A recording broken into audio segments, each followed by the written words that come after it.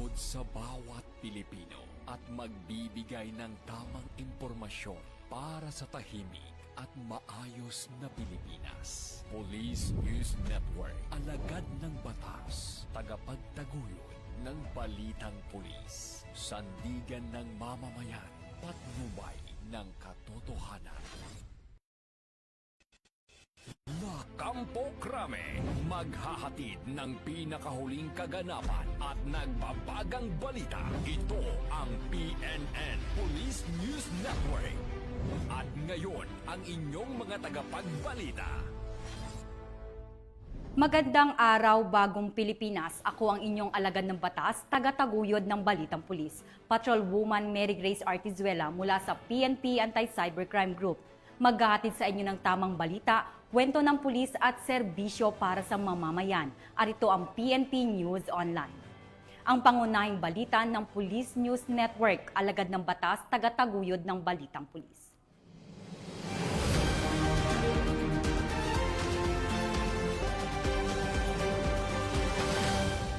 Narito ang mga balitang dapat niyong abangan.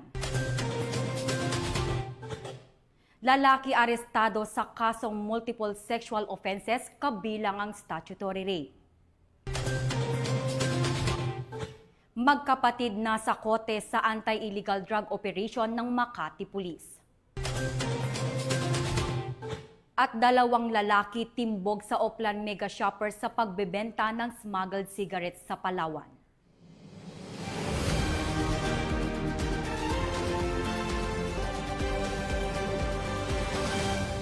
Narito ang mga balitang hatid ng ating PNN correspondents mula sa iba't ibang panig ng bansa.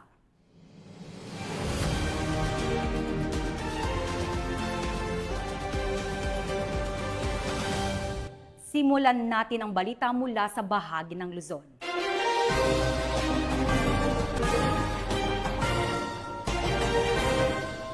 Naaresto ng mga tauhan ng Northern Police District Mobile Force Battalion ang isang 41 anyos na lalaki na nahaharap sa multiple sexual offenses kabilang ang kasong statutory rape sa ikinasang manhunt operation sa Caloocan City.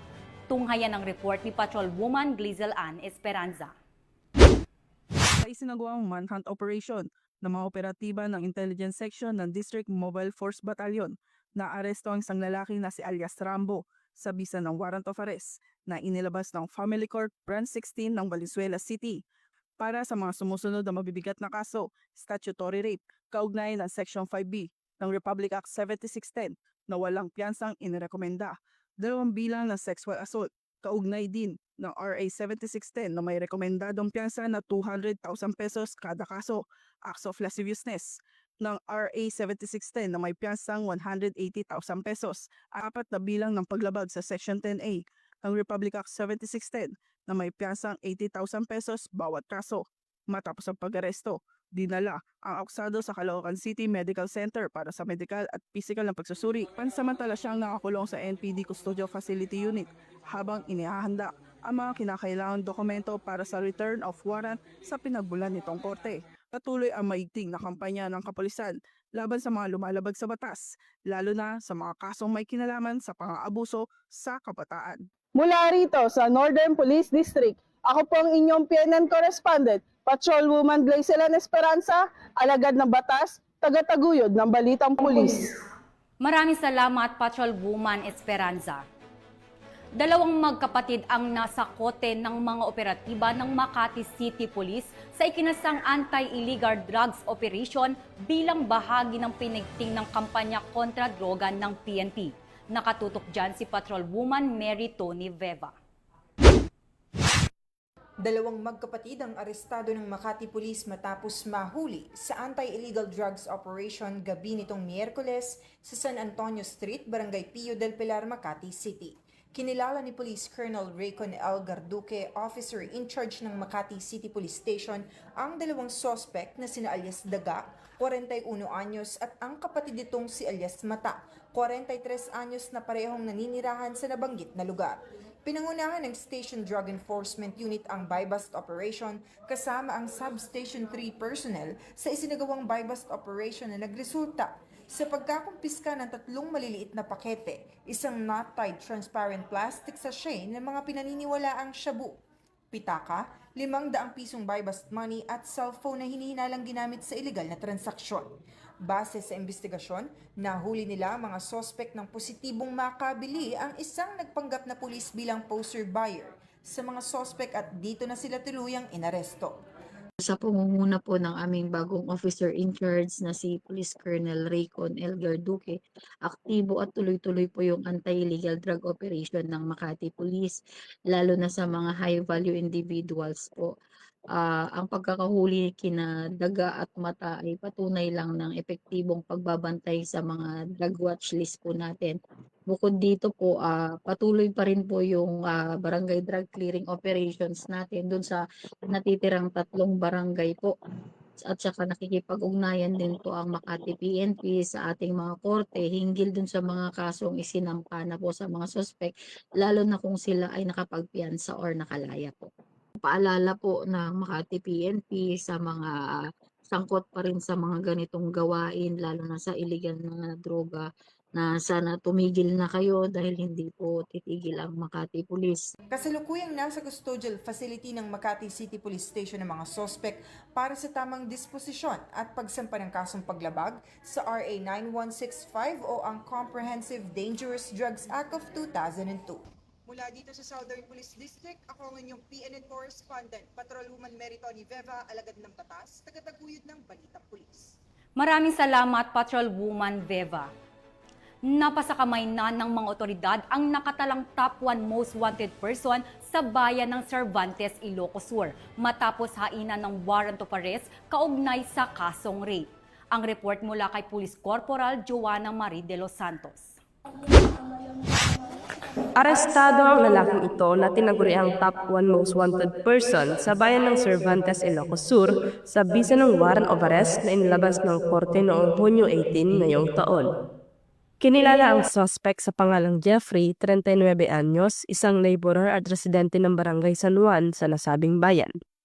Nasa kote ang suspect sa kanyang tirahan sa ikinasangmanahan operation ng mga operatiba ng Cervantes Municipal Police Station, katuwang ang Provincial Intelligence Unit sa inilabas na warrant ni Honorable Orville C. Palisok, Presiding Judge ng Regional Trial Court Branch 25 ng Tagudin, Ilocos Sur, para sa kasong rape sa ilalim ng Article 266-A ng Revised Penal Code na walang inirekomendang piyansa. Matapos mahuli, agad na isinailalim ang suspect sa physical at medical examination sa Ilocos Sur District Hospital, Besang Pas, Cervantes, Ilocos Sur, bago tuluyang dalhin sa kusdiyan ng Cervantes MPS para sa tamang disposisyon. Patuloy na paiigtingin ng PNP ang kampanya laban sa mga taong may pananagutan sa batas at mapanatili ang kapayapaan at seguridad sa bansa. Mula dito sa Ilocos Region, ako inyong PNN correspondent, Police Corporal Joanna Marie N. de los Santos, alagad ng batas, tagataguyod ng Balitang Pulis. Maraming salamat, Corporal de los Santos. Bumagsak sa kamay ng mga otoridad ang 2 lalaki matapos maaktuhang nagbebenta ng smuggled na sigarilyo ng Criminal Investigation and Detection Group Palawan Provincial Field Unit sa ilalim ng Oplan Mega Shopper sa Puerto Princesa, Palawan. Patrolwoman Eloisa Veredo sa ulat. 2 lalaki ang naaresto sa isinagawang operasyon ng Criminal Investigation and Detection Group Palawan Provincial Field Unit sa ilalim ng Oplan Mega Shopper dahil sa paglabag sa Republic Act 10863 or Custom Modernization and Tariff Act at Republic Act 10643 or Graphic Health Warnings on Tobacco Products Act. Kinilalang sospek na si alias Antok, 23 anyos, residente ng Barangay Ipilan, Nara, Palawan, at alias Bailon, 33 anyos, residente ng Barangay Tagusaw, Quezon, Palawan. Ayon sa ulat, isinagawa ang operasyon noong ika-14 ng Hunyo taong kasalukuyan sa Barangay San Pedro, Puerto Princesa City, pinangunahan ng CIDG Palawan PFU, katuwang ang CIDG Puerto Princesa City Field Unit at Puerto Princesa City Police Office. Naaktuhan ng mga sospek habang isinasagawa ang bentahan ng mga smuggled na sigarilyo na kumpiska mula sa kanilang mga sumusunod na ebidensya, 1 pirasong tunay na 1,000 peso bill, 150 piraso ng budol money, 10 kahon ng New Berlin na sigarilyo, 49 na rims ng New Berlin na sigarilyo at 40 rims ng Fort White na sigarilyo. Tinatayang aabot ng 300,000 pesos ang kabuang halaga ng mga nakumpiskang produkto.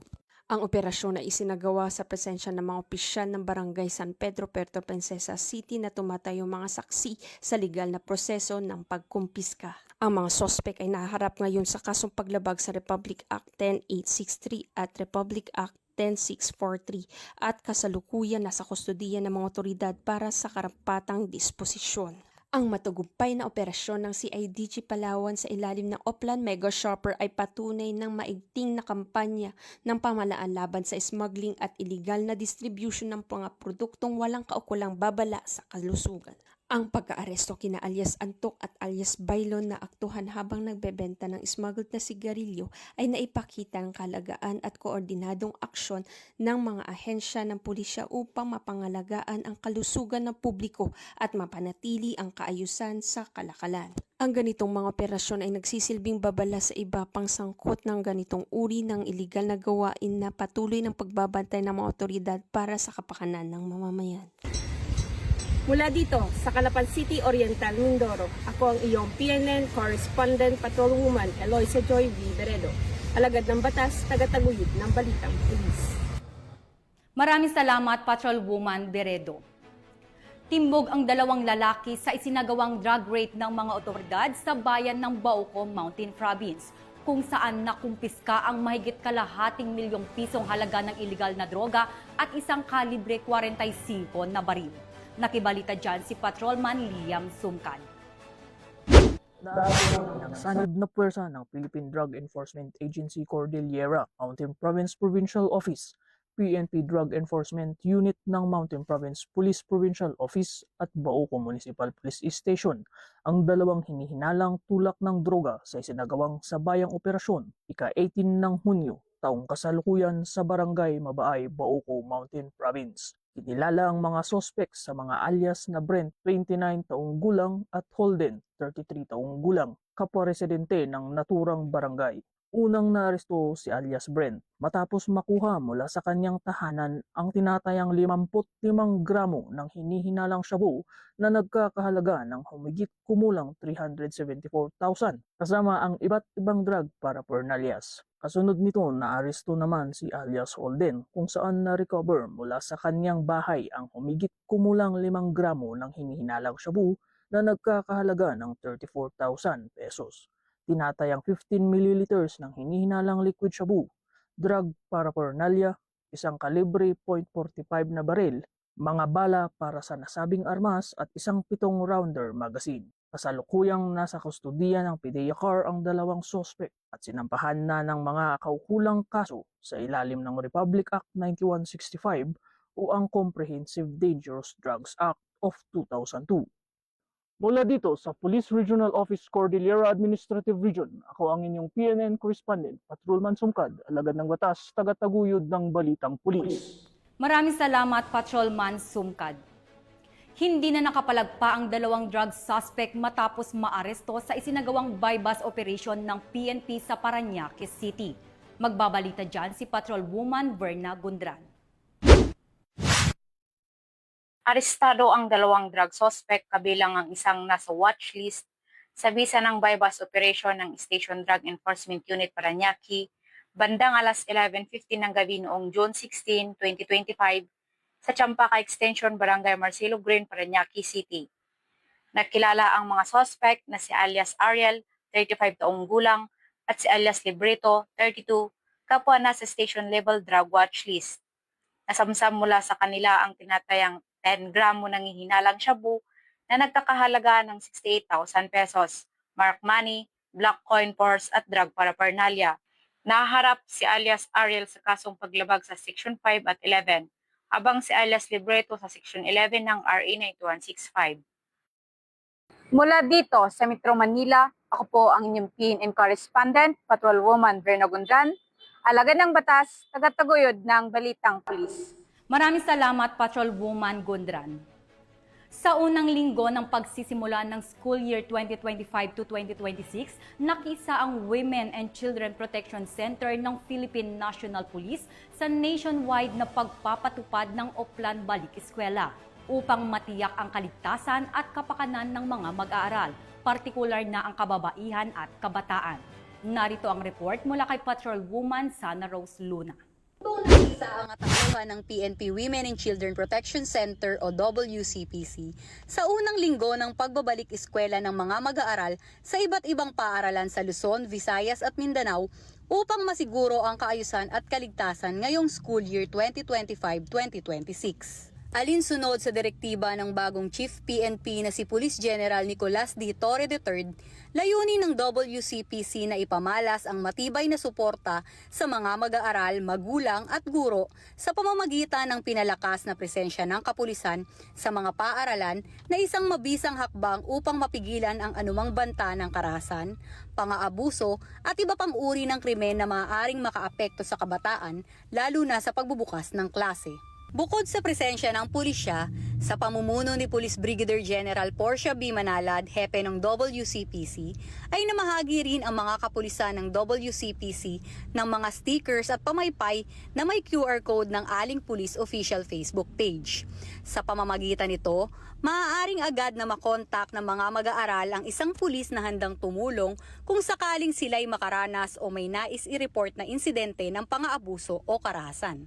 Aktibo ring nakiisa ang mga guro at mag-aaral sa isinagawang aktibidad. Ilan sa kanila ay nagpahayag ng kanilang pasasalamat at suporta sa inisyatibong inilunsad ng WCPC. Nung last Friday po, nagkaroon kami ng soft opening. So, meaning to say, may prior orientation together with their parents. So, okay po. Very peaceful naman. Ay, nagpapasalamat ako. Actually, medyo nagulat ako sa dami. At nakita ko na talagang, sinabi ko nga kanina, peaceful yung paunang pasukan namin. At sa tulong pa ng ating kapulisan, ay talagang nakita ko, very secure ang aming mga estudyante. At nagpapasalamat po ako sa ating mga kapulisan na narito sa aming eskwelahang President Diosdado Macapagal High School. As a citizen po, kami po ay nagpapasalamat kasi honestly speaking, nakakatuwa po na napaka-visible na po ng ating mga kapulisan sa palengke, sa not so iskinita po. Parang elsewhere na po, hindi po katulad noon na parang hindi sila gaano nakikita and super friendly po sila. Whenever na nag-ask po ng question, they are approachable po to give us comments or to give us sagot sa mga tanong po namin. Sana po ipagpatuloy po lagi iyan. Ano mo nasabi niyo sa first day of school? Okay naman po. Maganda po dito sa PDMHS. Mababait po yung mga teacher po, pati po may mga pulis po na nagbabantay. Masaya po. Mababait po yung mga teacher. Thank you rin po sa mga pulis na nagbabantay. Ang mga hakbanging ito ay patunay na patuloy na dedikasyon ng WCPC sa ilalim ng masigasig na pamumuno ni Police Brigadier General Manalad para sa proteksyon at kapakanan ng kabataan, lalo na sa panahon ng pasukan. Mula sa PNP Women and Children Protection Center, ako ang inyong PNN Correspondent Patrolwoman Sana Rose Luna, alagad ng batas, tagataguyod ng Balitang Pulis. Maraming salamat, Patrolwoman Luna. Aktibong nakisa ang Police Regional Office 2 sa isinagawang second quarter nationwide simultaneous earthquake drill ngayong 2025 bilang bahagi ng patuloy ng kampanya ng pamahalaan para sa kahandaan at kaligtasan sa panahon ng sakuna. Yan ang balitang hatid ni Patrolwoman Lainey Lorenzo.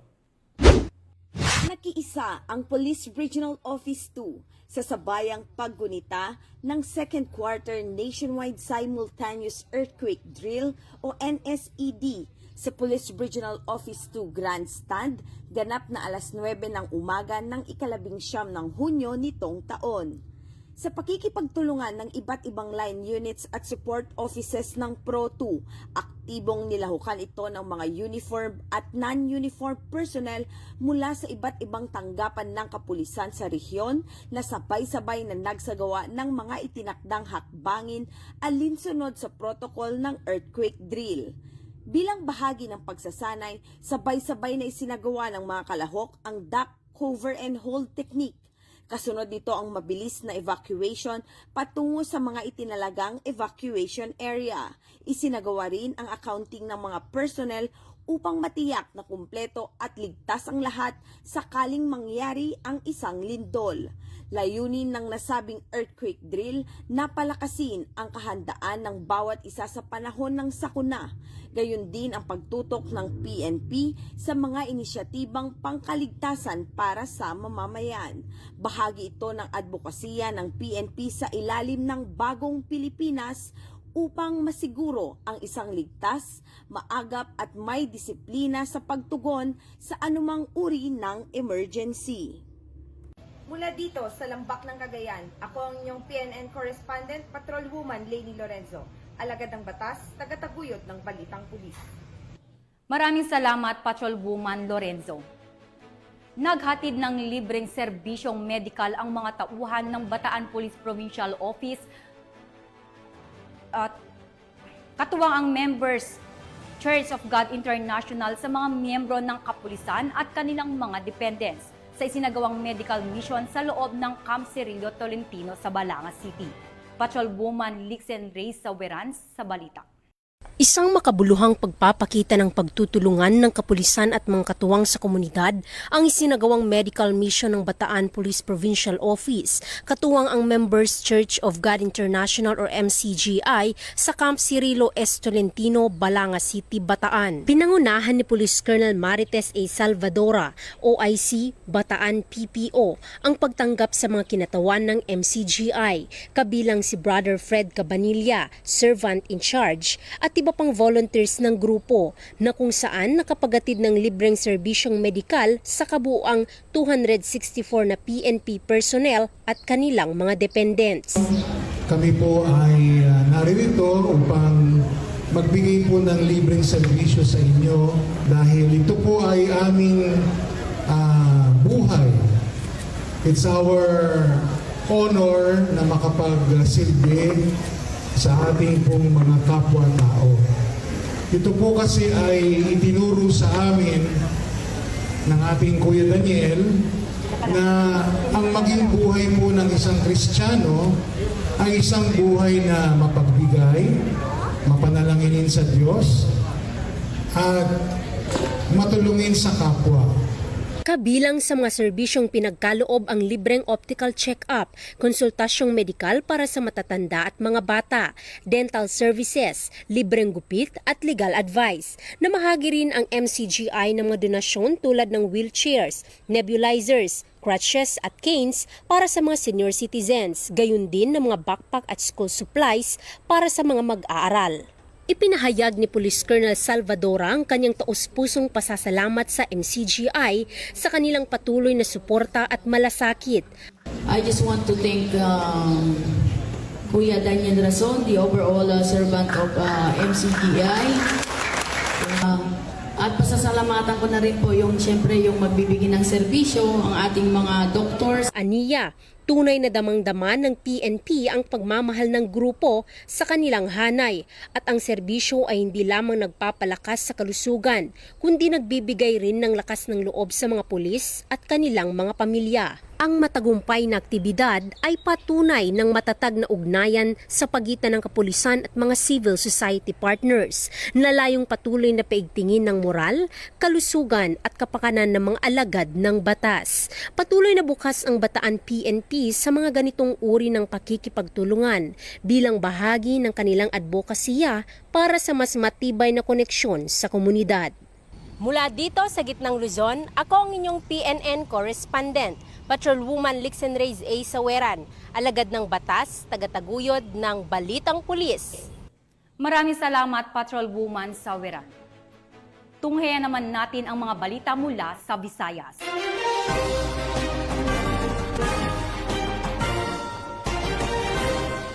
Walang takas ang isang lalaki matapos mahuli sa isinagawang bypass operation at nakumpiskahan ng mahigit 700,000 pisong halaga ng iligal na drogas sa Iloilo City. Ang detalye ng report mula kay Patrolwoman Charmaine Balunsa. Ang isang individual sa isinagawang drug bypass operation ng Iloilo City Police Station 10 sa San Rafael, Mandurriao, Iloilo City nito lamang 18 ng Hunyo taong kasalukuyan.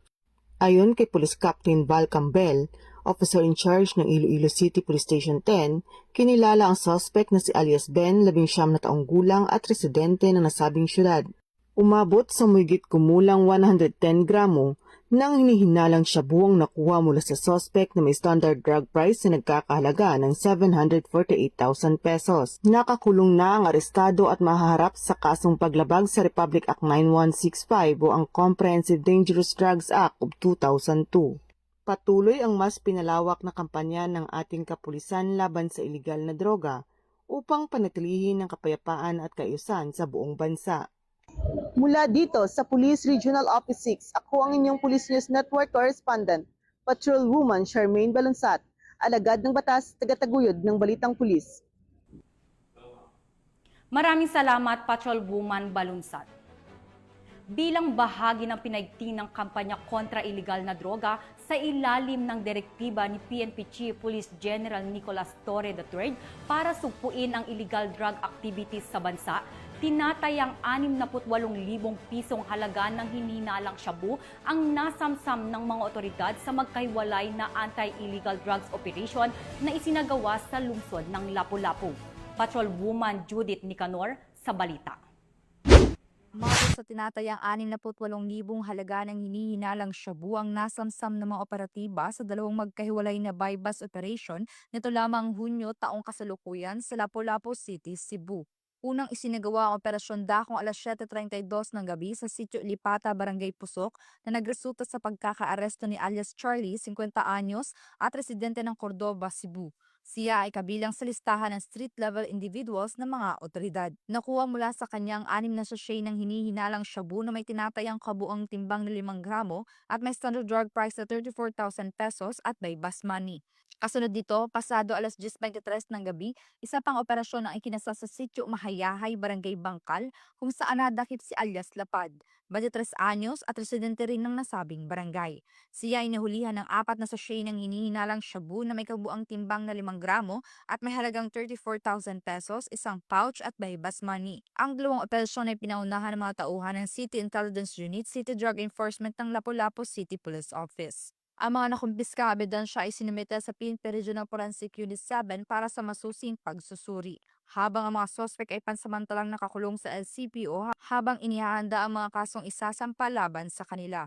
Ang matagumpay na pagkakaaresto ng dalawang individual na nahulihan ng humigit kumulang 10 gramo na hinihinalang shabu ay patunay na patuloy na determinasyon ng ating kapulisan na sugpuin ang iligal na droga sa ating lungsod. Ang ganitong accomplishment ay hindi lamang simpleng operasyon, kundi isang konkretong hakbang patungo sa mas ligtas, mas maayos na komunidad. Bilang pagtugon sa 3 pillars ni Chief PNP, ang swift and responsive public service na ininanais mapanatili ang kapayapaan sa ating komunidad. Patuloy ang maigting na kampanya ng pulisya kontra iligal na droga bilang bahagi ng kanilang advokasya para sa mas ligtas na komunidad sa Lapu-Lapu City.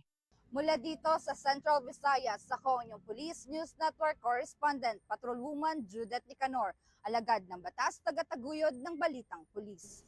Maraming salamat, Patrolwoman Nicanor. Narito naman ang mga balita mula sa bahagi ng Mindanao.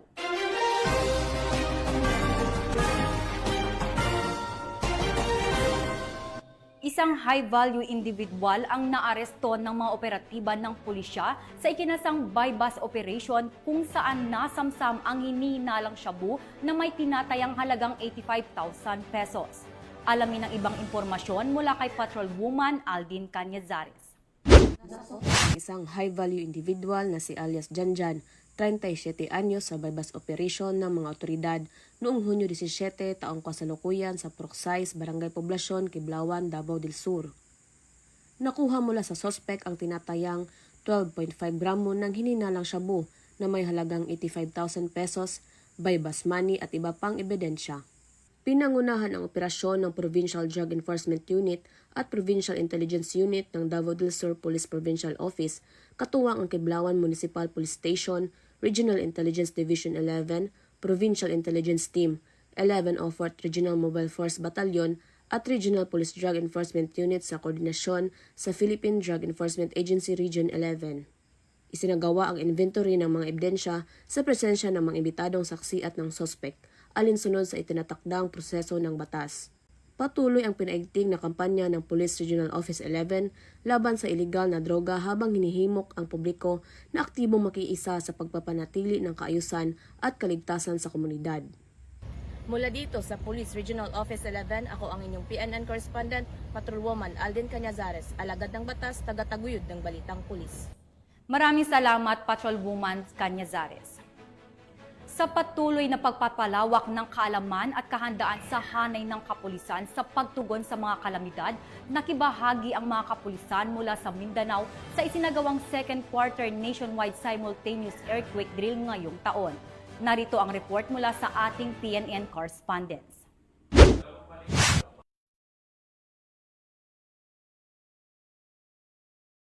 Aktibong nakiisa ang Police Regional Office 12 sa isinagawang nationwide simultaneous earthquake drill para sa ikalawang quarter ng calendar year 2025 nitong Hunyo 19 taong kasalukuyan.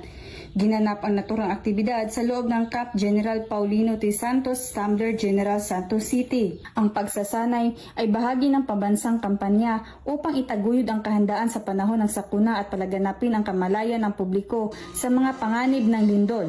Sa hudyat ng pagtunog ng sirena, simbolo na may nagaganap na malakas na paglindol, kaya ang mga kapulisan ay sabay-sabay na nag-duck, cover and hold palabas sa mga gusali upang magtungo sa evacuation area o ligtas na lugar. Layunin ng drill na masanay ang mga mamamayan, lalo na ang mga uniform personnel sa tamang pagresponde sa oras ng lindol sa pamamagitan ng pagsasagawa ng senaryo ng lindol na papalakas ang kakayahan ng makalahok sa pagsunod sa mga pangunahing hakbang tulad ng duck, cover and hold at napapaunlad din ang koordinasyon sa mga disaster response operations. Bilang bahagi ng Police Regional Office 12, aktibong lumahok ang mga opisyal at kawani sa earthquake simulation na naging oportunidad upang suriin ang kahandaan ng kampo sa anumang uri ng lindol o emergency situation. Ang ganitong uri ng pagsasanay ay patunay na pangako ng Police Regional Office 12 sa pagpapaigting ng seguridad, kahandaan at proteksyon para sa kapakanan ng bawat mamamayan sa rehiyon. Sa bawat segundo ng lindol,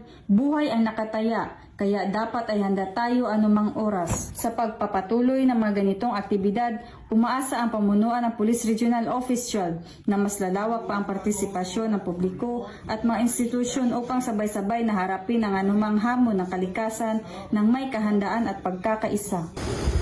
Mula dito sa General Santos City, ako ang inyong Police News Network correspondent, Patrolwoman Jovelyn Dodoso, alagad ng batas, tagataguyod ng balitang pulis. Tagumpay na isinagawa ng Police Regional Office Bangsamoro Autonomous Region sa pangunguna ni Police Brigadier General Romeo J. Macapas, Regional Director, ang Second Quarter National Simultaneous Earthquake Drill 2025 sa Camp Brigadier General Salipada K. Pindaton sa Parang, Maguindanao del Norte. Nito lamang ika-19 ng Hunyo taong kasalukuyan. Sa pakikipagtulungan ng Bureau of Fire Protection BAR at ng Local Disaster Risk Reduction and Management Office, nakatuon ito sa pagpapalakas ng kahandaan at kakayahan sa pagtugon sa sakuna. Ito ay nagpapakita ng tamang pagsasagawa ng duck, cover and hold na mahalaga upang maiwasan ang mga pinsala sa panahon ng lindol. Kasama rin sa aktibidad ang mga pagsasanay sa post-earthquake scenarios, gaya ng search and rescue operations at medical response upang mapahusay ang koordinasyon ng mga ahensya. Bahagi ang nationwide drill na ito ng mas malawak na kampanya para ihanda ang mga komunidad upang mabawasan ang panganib sa mga lindol at mga posibleng biktima. Pinagtibay ng mga pagsasanay ang mga kaalaman at kasanayan na kailangan para mabisang harapin ang mga sitwasyon ng sakuna. Ang aktibong pakikilahok ng ProBAR PNP, BFP BAR at iba pang sangay ng gobyerno ay nagpapatunay ng nagkakaisang pagsisikap ng mga ahensya ng gobyerno upang tiyakin ang kaligtasan ng komunidad at kahandaan sa panahon ng emerhensiya. Ang inisyatibong ito ay kaakibat ng pambansang pananaw ng bagong Pilipinas tungo sa mas ligtas at mas handang bansa laban sa mga sakuna. Mula rito sa reyon ng Bangsamoro, ako ang inyong PNN correspondent, Patrolwoman Juliana Lino, alagad ng batas, tagataguyod ng balitang pulis.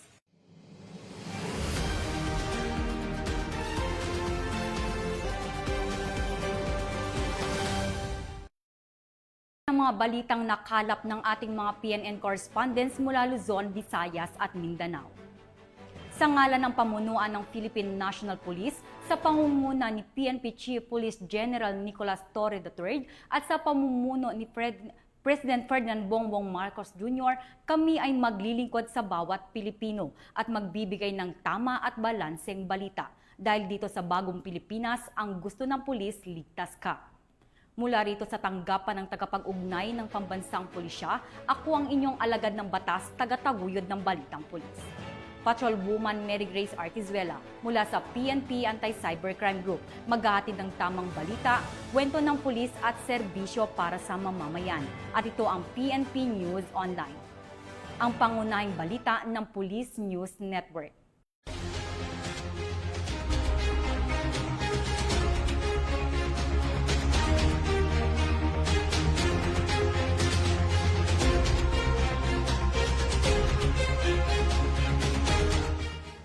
Police News Network, alagad ng batas, tagapagtaguyod ng balitang pulis.